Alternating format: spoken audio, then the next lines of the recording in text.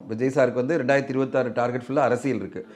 அவர் என்ன நோக்கத்தில் வராரோ அதை அவர் ஜெயிக்கிற நம்ம வாழ்த்து சொல்லுவோம். மீதியெல்லாம் தமிழ் சினிமா பொறுத்தவரையும் ஏதோ ஒரு வகையில் அது காம்பன்சேட் ஆகி போயிட்டு தான் நான் எதிர்பார்க்குறேன். தளபதி டு தலைவர் அரசியல் வியூகம் இந்த மாதிரி தளபதி அவர்களுடைய அரசியல் தனஞ்சயன் அவர்கள் எப்படி பார்க்குறீங்க? ஏன்னா நீங்கள் ரொம்ப எல்லாத்தையுமே ரொம்ப டீப்பாக பார்க்கக்கூடிய ஒருத்தர்.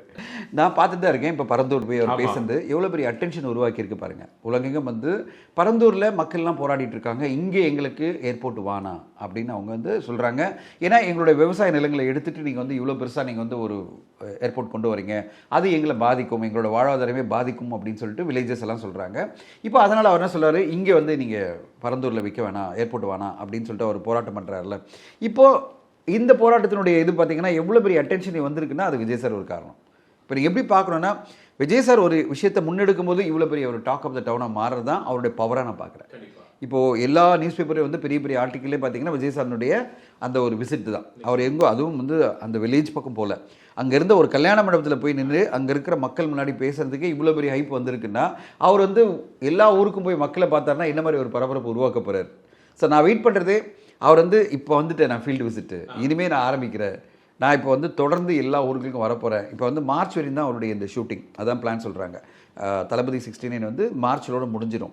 ஏப்ரல்லேருந்து தொடர்ந்து அவர் வந்து இந்த அரசியல் பயணங்கள் தான், அரசியல் ரீதியான பல பயணங்களும் அவரசியலில் என்னென்ன விஷயங்கள் பண்ணுமோ அதை நோக்கி போகிறார். அந்த பயணம் சக்ஸஸ்ஃபுல்லாக அமைஞ்சு ஒரு அவேக்கனிங் க்ரியேட் பண்ணி ஒரு பெரிய மாஸ் மூமெண்ட்டாக மாறும்போது கண்டிப்பாக அவருக்கான ஒரு பிளேஸ் அரசியலில் கிடைக்கும். அதில் நம்ம இழக்க போகிறது சினிமாவில் அவர் இழப்போம், ஆனால் அரசியலில் ஒரு மாபெரும் தலைவராக அவர் உருவாகிறதுக்கான வாய்ப்பு இருக்குது. வெயிட் பண்ணி பார்க்கலாம். ஏன்னா அரசியல் என்பது ஓவர் நைட்டில் நம்ம வந்து பாக்ஸ் ஆஃபீஸ் சக்ஸஸ் 2 படம் ஜெயிச்சிட்டா நம்ம வந்து பெரிய ஸ்டாராக இல்லை, அது நடக்காது. அரசியல் என்பது ஒரு லாங் ஜேர்னி. எல்லா அரசியல் தலைவர்களும் சொல்கிறது தான் லாங் ஜேர்னி. நானும் அவருக்கு பல தடவை நான் வந்து எல்லா இன்டர்வியூலையும் சொல்லுவேன், இந்த லாங் ஜேர்னிக்கு நம்ம ப்ரிப்பேர் ஆகலைன்னு வச்சுங்களேன் நம்மளுக்கு கஷ்டம். குயிக்காக சக்ஸஸ் அரசியல் கிடைக்காது, அட்டென்ஷன் கிடைக்கும். அட்டென்ஷன் வேறு, கன்வெர்ட்டிங் இன்டு ஓட்டர்ஸ் வேறு.